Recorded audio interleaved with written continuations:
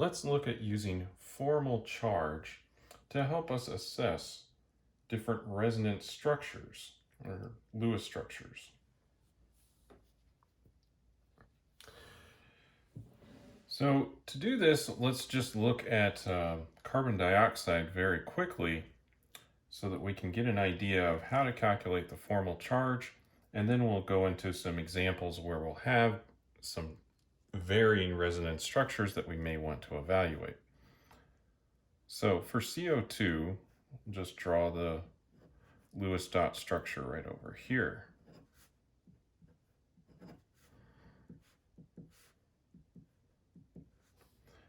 And there it is.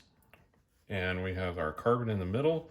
And a very quick way of calculating formal charge is to divide each of these bonds in half and assign one electron to each atom that it's in between. So one electron goes to carbon, one electron goes to oxygen from this bond.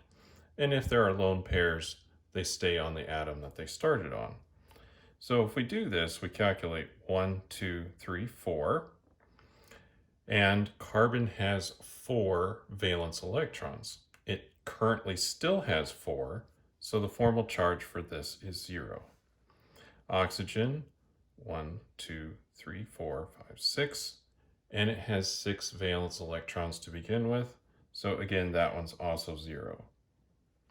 So this is a very good structure for carbon dioxide, and indeed, it's following the octet rule, which is generally quite effective for carbon, nitrogen, oxygen, and fluorine, and a few of the other elements, but it really holds true for that first little group there.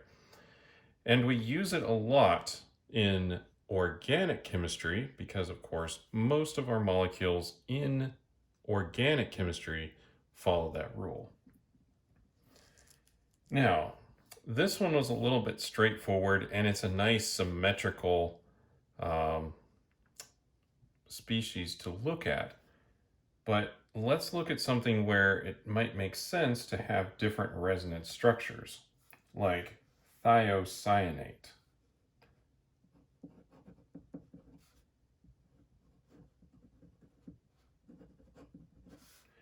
Which has a formula of SCN negative. Now, you may notice that thiocyanate is isoelectronic with carbon dioxide. So we could expect that one of the structures that we could draw is the carbon dioxide structure, except we just substitute in a sulfur and a nitrogen. So let's do that now.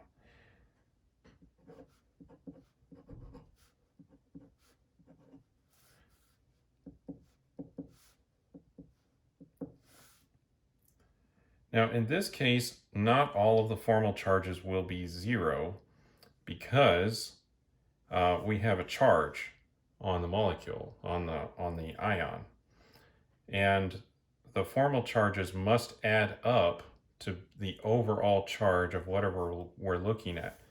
Here, carbon dioxide is a neutral molecule, 0, 0, 0, it's all 0, adds up to 0, that checks out.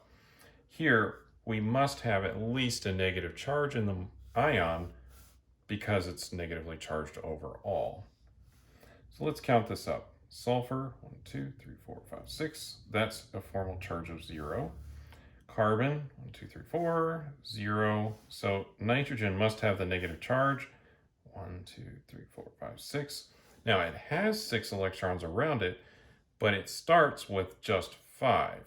So there's a negative charge located on nitrogen because electrons are negatively charged. There's an extra one there. Now, this may not be the best structure, so we should try a few others by kind of moving around some of the electrons. And we'll be careful that we maintain carbon's octet because it really does like that. So I'm going to shift one of these electron pairs from here over to there, effectively.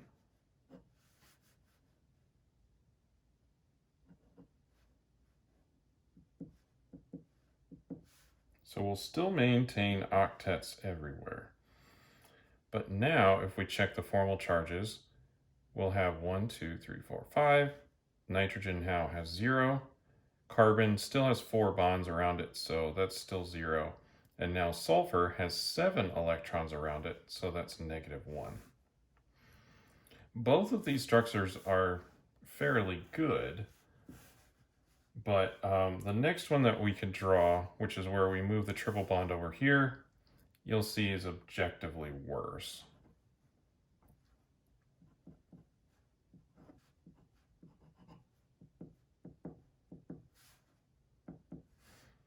Now in this case we have 5 electrons around sulfur.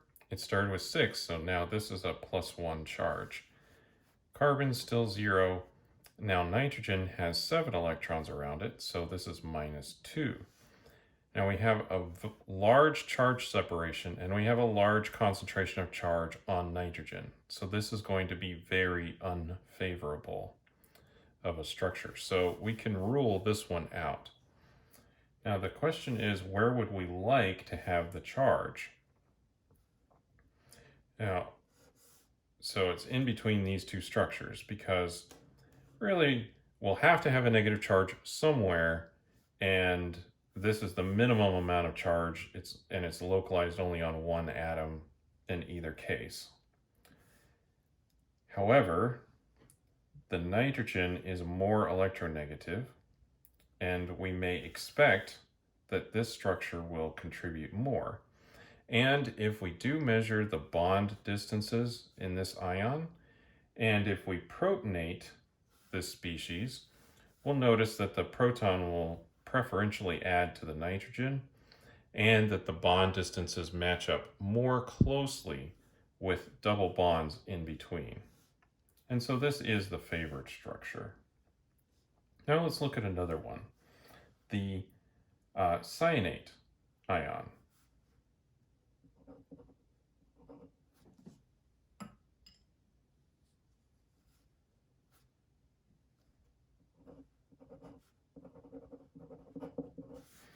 So this is the same electronics.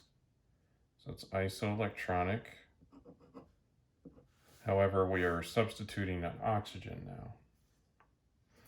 So since it is isoelectronic, we should expect the same resonance structures. So we'll just draw them all out the same.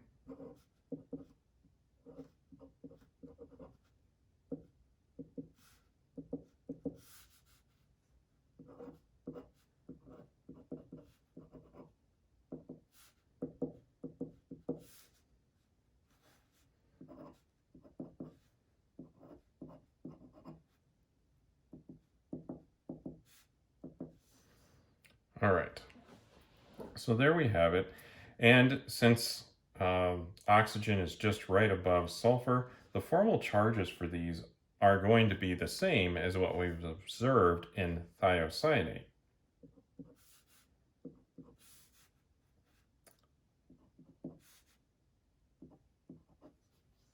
Now again, this structure is poor because we've located a large amount of charge on one atom, and it's not the most electronegative. So really we have to consider these two structures.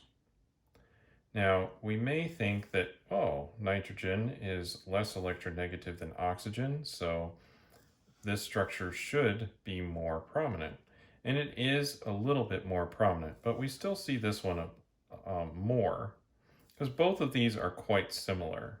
And it's not like oxygen and nitrogen have very different electronegativities. They're close. So we actually see both of these. And if you were to protonate it, more of the proton will end up here, but some of it will end up on the oxygen. And so both contribute.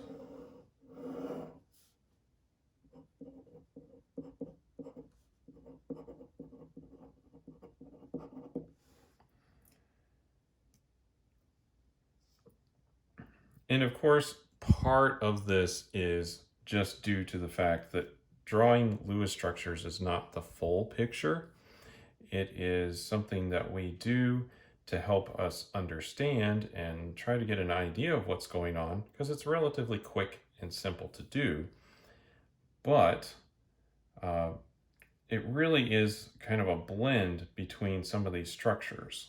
And drawing a bond like this does not really show how it's a very polar bond and it's shifting electrons are not being shared equally between an oxygen and a carbon. So there's a lot more going on. But we can use formal charge to rule out very poor structures. Now, let's look at another ion, which is very similar to the cyanate, and that is the fulminate ion.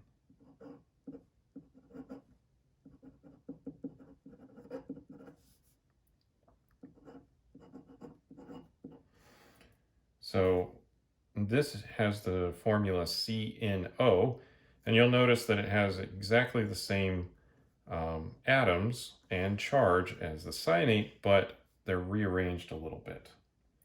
So let's attempt to draw the same structures that we have for cyanate and see what happens. Now you can make fulminate, so it is stable to a point.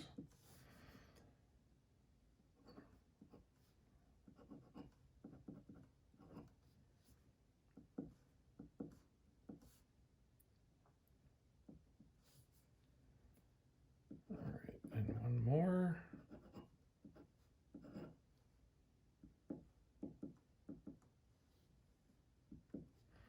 All right, now we've drawn up all the possible structures. Let's look at the formal charges. So for carbon, this has 6 electrons around it, and it started with 4, so that's a -2. Nitrogen has 1, 2, 3, 4, so that's a +1. And oxygen has 6, so that's a 0. And the charges should add up to the overall charge on the molecule. So 1 minus 2 is -1. If they don't, you know that you did something wrong. You must have missed an electron or calculated the formal charge incorrectly. Here we notice that it's a very large negative charge located on carbon because there's 7 electrons around it when it started with 4. So it's -3. This is a very bad structure because of the very large negative charge located on carbon when there are more electronegative elements out here. And again, more negative or more positive charges throughout the rest of the molecule or ion.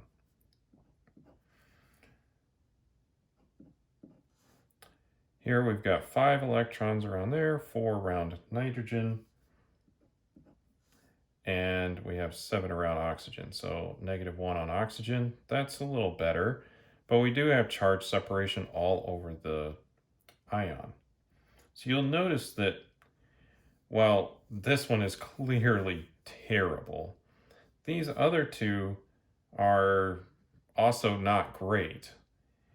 And what we can use formal charge to think about here is that this is not a very stable ion. Yes, we can make it, but you can make relatively few stable salts. You can make silver and mercury fulminate, but those are both explosive compounds. In fact, if you've ever played with those little throwable like sand poppers or little things where you kind of throw it on the ground and it might be labeled TNT, but it's not actually trinitrotoluene.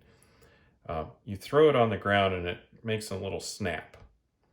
That's probably silver fulminate because it is a relatively unstable compound, and a small energy of activation will cause it to disintegrate. So that's a little bit about the use of formal charge in Lewis structures to evaluate the stability of ions.